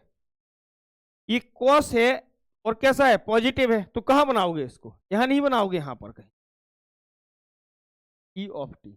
अब मुझे एक बात बताओ, इन दोनों में कितने का डिफरेंस है? 90 डिग्री का। कितने का? 90 डिग्री का। तो मुझे एक बात बताओ, कौन लैग और कौन लीड कर रहा? तो आपको नहीं दिखाई दे रहा कि ईटी लीड कर रहा है 90 डिग्री करंट से या फ्लक्स से, और आपके पास में आई क्या करेगा? लैग करेगा 90 डिग्री। तो इस पर या तो तुम मेरे भाई, मेरे दोस्त नालायक हो, या तो तुम इसको कॉस में बदल लो। तुम इसको जब कॉस में बदलोगे, साइन में बदलोगे, क्या लिखोगे? E m e sorry e of t. आप इसको बदलो जरा। ई ऑफ टी बराबर क्या आएगा? E m sine 90 plus theta. 90 plus cos omega T आएगा यार, ये ओमेगा टी होगा। क्या आएगा? 90 प्लस थीटा। अब तुम्हें ये दोनों में सिग्नल में देखना अंतर कितना, कौन लीड। ये क्या है? ये 0 है इसका एंगल। ये क्या है? 90 है। तो बताओ, ये प्लस का 90 है ना माइनस का? तो आप कहेंगे प्लस का 90 है, तो क्या करेगा? लीड करेगा। क्या करेगा? लीड करेगा। क्या करेगा? लीड करेगा।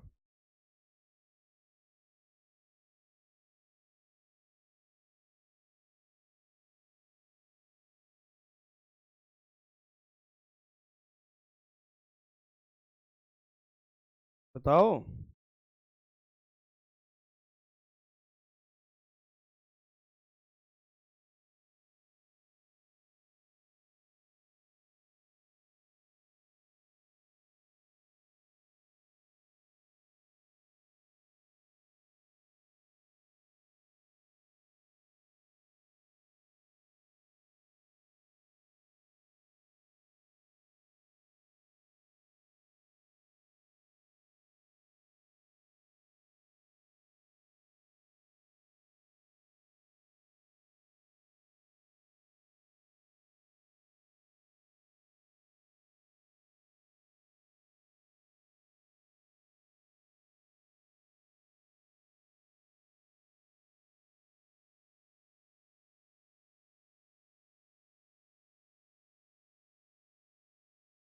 बताओ जल्दी जल्दी। आई बात समझ में कि नहीं आई? बताओ।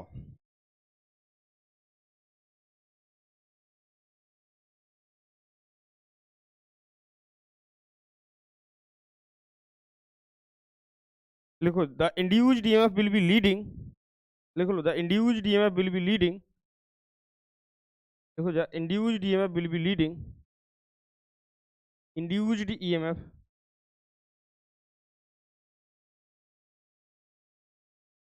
EMF will be leading will be leading be leading induced EMF will be leading the flux or current, the flux or current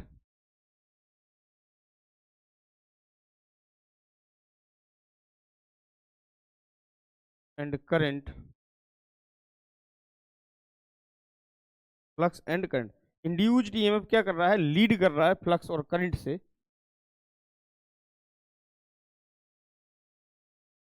flux and current in same phase लिख लीजिएगा, इन सेम फेज ऑफ कॉइल।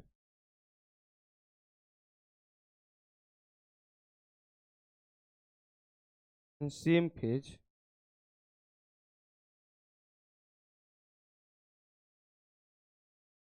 अगर हम बात करें induced EMF will be leading, अगर induced EMF की अगर बात करें यहां पर, तो आप समझ सकते हैं कि प्रेरित विद्युत वाहक बल, प्रेरित विद्युत वाहक बल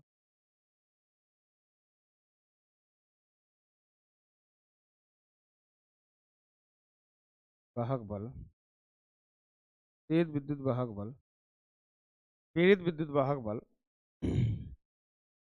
फ्लक्स तथा धारा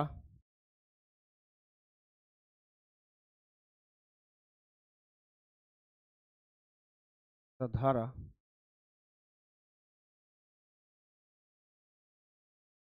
तेज विद्युत वाहक बल फ्लक्स तथा धारा से अग्रगामी होता है।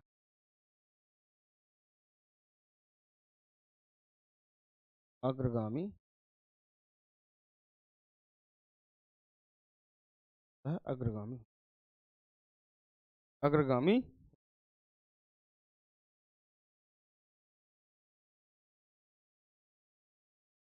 होता है। अग्रगामी क्या होता है? अग्रगामी। चलिए आगे बढ़ते, आई बात समझ?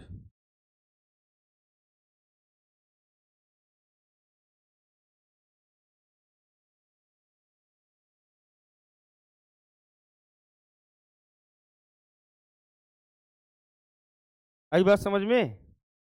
किस तरीके से चीजें चल रही हैं, किस तरीके से चीजें चलेंगी, ये बात तुम्हें समझ आ रही? पढ़ रही कि नहीं पढ़ रही बताओ? अगर नहीं पढ़ रही हो तो फिर से पूछ लो मुझसे, फिर से पूछ लो। अरे एक बार कमेंट बॉक्स में सभी बच्चे जवाब देंगे, क्योंकि ये फाइनल टच है। लास्ट लेंज का नियम और बचा है, इसके बाद मैं खत्म कर ट्रांसफार्मर पढ़ाऊंगा। जल्दी बताओ।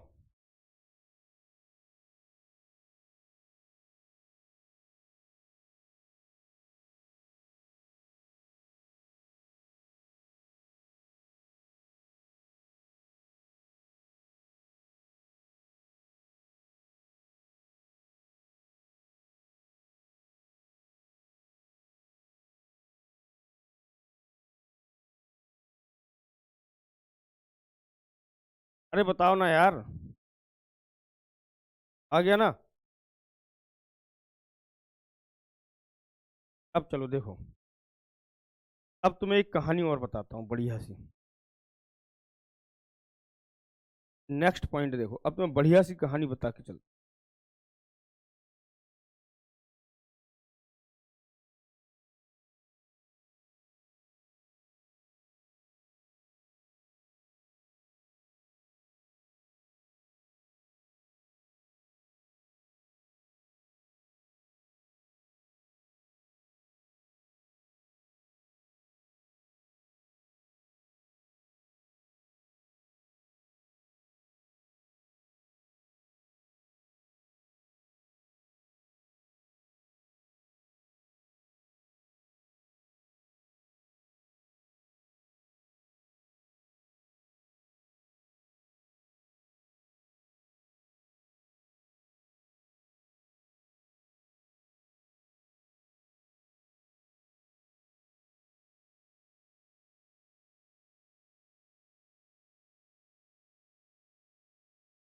ओह सॉरी, आप यहाँ पर वोल्टेज अप्लाई करेंगे वी ऑफ टी, यहाँ से करंट जाएगी आई ऑफ। अब जरा ध्यान से सुनना मेरी बात, बस इतना ही तुम सुनो, उसके बाद में इसकी कहानी बताऊंगा। तो बड़ी रोचक बात बताने जा रहा हूँ आप, कि आप ऐसी बात पहली बार सुन रहे होंगे, इस तरीके से लेंज का नियम तुम पहली बार पढ़ रहे होगे, जहां तक मुझे उम्मीद है। तुमने सबसे पहले वोल्टेज दिया, देखो बिल्कुल एक सूत्रीय कार्यक्रम है, कुछ नहीं करना मशीन में, ट्रांसफार्मर। सबसे पहले तुमने वोल्टेज दिया, वोल्टेज के कारण करंट आई, करंट के कारण एमएमएफ आया, एमएमएफ के कारण फ्लक्स आया, और फ्लक्स के कारण क्या आया आपके पास में? Induced EMF E of T. अब जरा ध्यान से सुनिएगा, तुमने यही तो किया इस कॉइल में इतनी देर, यही तो करते आए हो इस कॉइल में। अरे भाई बोलो, यही तो किया है तुमने। तुमने वोल्टेज दिया, वोल्टेज के कारण करंट आई, करंट के कारण एमएमएफ आया, एमएमएफ के कारण फ्लक्स आया। यानी कि इसमें कहीं ना कहीं आपको क्या देखने को मिल रहा होगा? यहाँ पर फ्लक्स आपको देखने को मिलेगा, कहीं ना कहीं इसमें क्या होगा? फ्लक्स होगा। तो फ्लक्स का मैंने मान लिया कि आपके पास में कैसा है? इक्वली डिस्ट्रीब्यूशन है फ्लक्स। कैसा? इक्वल डिस्ट्रीब्यूशन है फ्लक्स। इक्वल डिस्ट्रीब्यूशन है किसका? फ्लक्स का। कैसा? इक्वल डिस्ट्रीब्यूशन है फ्लक्स। इक्वल डिस्ट्रीब्यूशन है फ्लक्स। कैसा? इक्वल डिस्ट्रीब्यूशन है flux.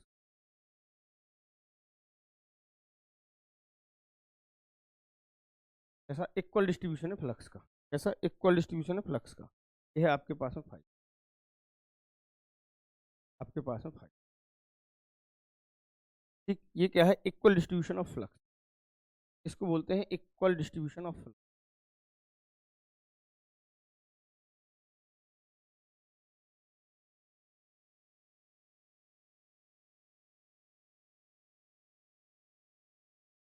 Of flux.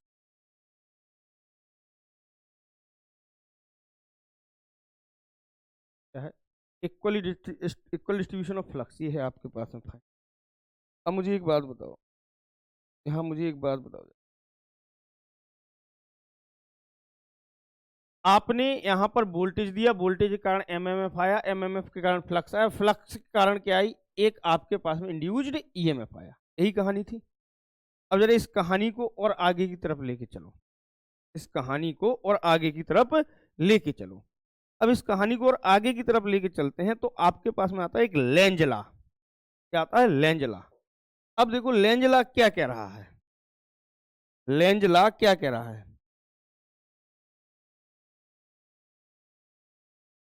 Lenz law, Lenz law क्या कह रहा है, जरा ध्यान से देखो। तो लेंज लॉ क्या कह रहा है, लेंज लॉ कह रहा है मेरे भाई,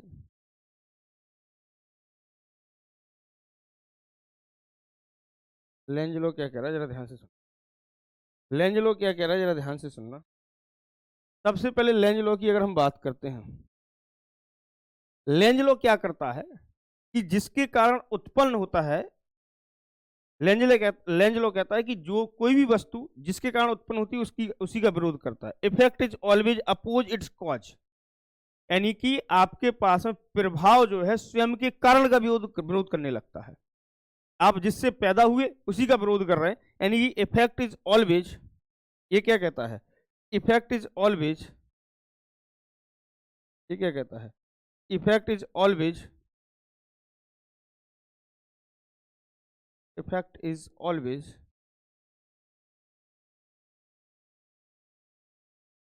effect is always, effect is always oppose its cause, effect is always oppose its cause. आपके पास में एक किसका, आपके पास में जिसके कारण उत्पन्न होता है उसी का विरोध करता है, यानी कि effect is always oppose its cause, यानी कि जिसके कारण, मतलब ये है कारण, ठीक, और ये है प्रभाव। कारण जो होता है वो प्रभाव का विरोध करने लगता है। आपके पास में देखो, समझ रहे? अब देखो इसको कैसे मैं तुम्हें समझाऊं कि तुम्हारे दिमाग में एक ही बार में ये समझ में आ जाए। कैसे समझाए बताओ, कि एक बार में समझ में आ जाए, कि दो बार में समझ में आ जाए, या फिर कभी जीवन में ना भूलो, ऐसा समझा दूं इसको। ऐसा लिख लीजिएगा, जिसके कारण उत्पन्न होता है उसका विरोध करता है।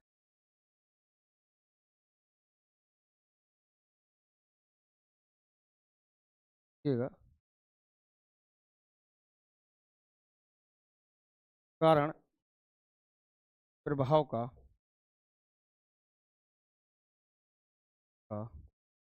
विरोध करता है।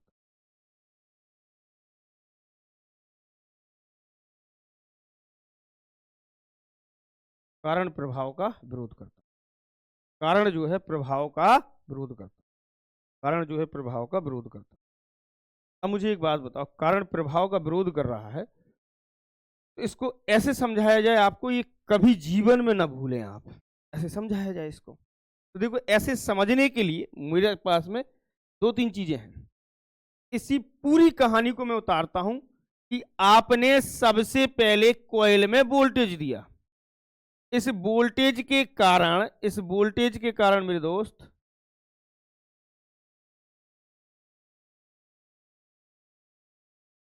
बोर्ड हैंग हो गया।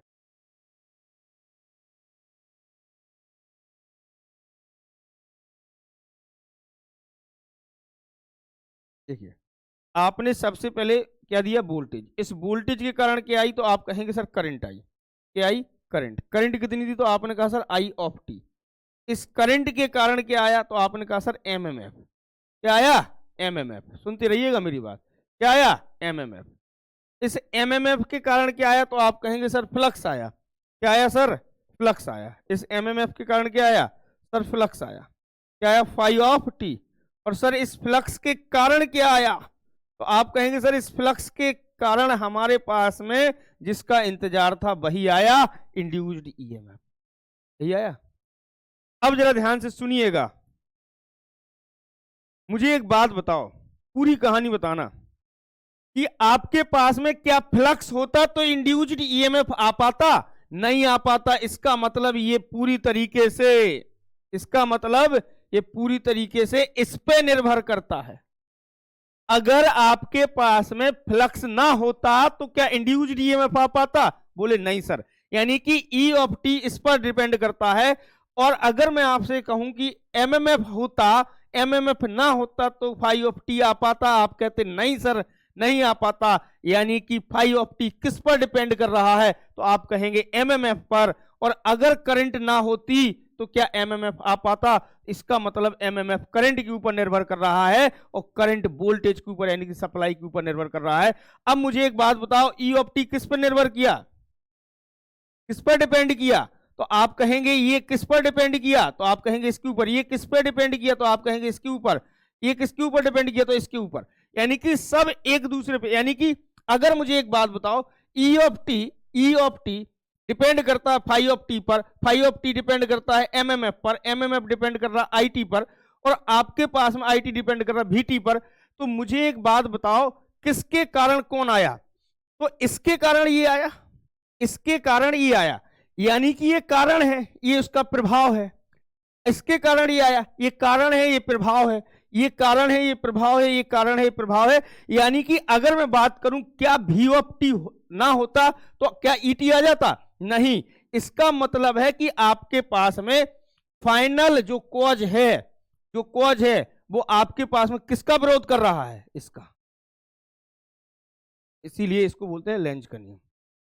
जिसके कारण उत्पन्न होता है उसी का विरोध करता है। यानी कि इस कॉइल के अंदर, ध्यान से सुनिएगा, इस कॉइल के अंदर देखो, इसके कारण एक प्रेरित विद्युत वाहक बल के कारण एक करंट आती है, आई ऑफ टी, इंड्यूस्ड करंट। वो इंड्यूस्ड करंट आपके पास में जो सप्लाई करंट होती है उसके विरोध में चलती है, जिसको हम बोलते हैं कि वो क्या कर रही है, आपके पास में इसका अपोज कर रही है। जिसके कारण उत्पन्न हुई उसी का ये क्या कर रही है? तो आप कहेंगे कि ये सर उसी का विरोध कर रही है। ठीक, इसी को बोलते हैं लेंज का नियम।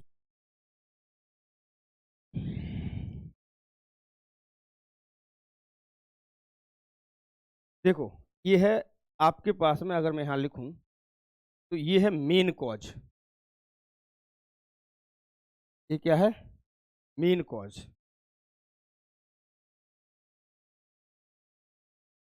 और ये क्या है आपके पास है? Final effect.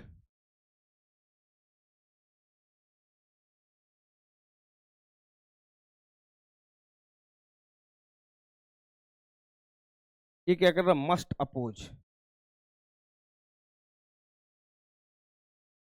क्या कर रहा? मस्ट। बोलो, आई बात समझ?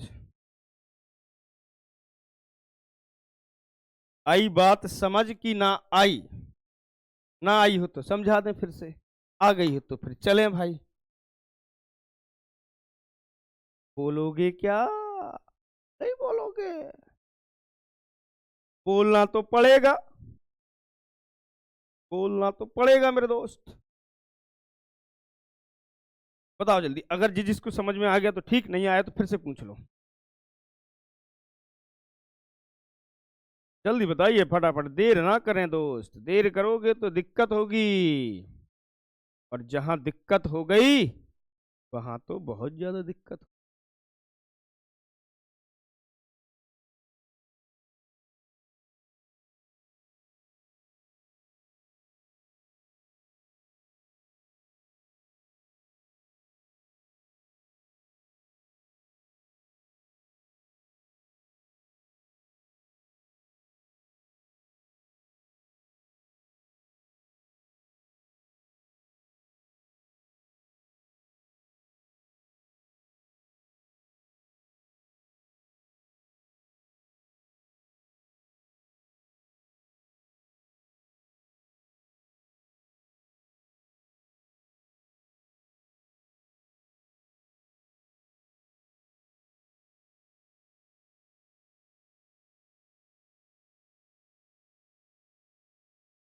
इसीलिए तो तुम जब यहाँ लिखते हो ना, जब फेराडे लॉ को जब तुम लिखते हो ना फाइनल, कि जब फेराडे लॉ आता है ना तभी तुम लिखते हो ई ऑफ टी बराबर माइनस के एन, आप लिखते हो ना minus k n D phi by D t, लिखते हो ना।